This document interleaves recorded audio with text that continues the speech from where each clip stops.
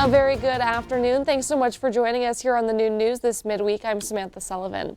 Well, local health officials report they are looking into 6 whooping cough cases in the Missoula area.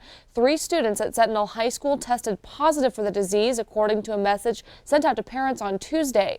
The Missoula County Health Department says between the 6 cases, more than 300 close contacts have been identified who may have been exposed to the disease. The ages of those with confirmed cases range from kids of preschool age through teenagers, with 1 case requiring hospitalization.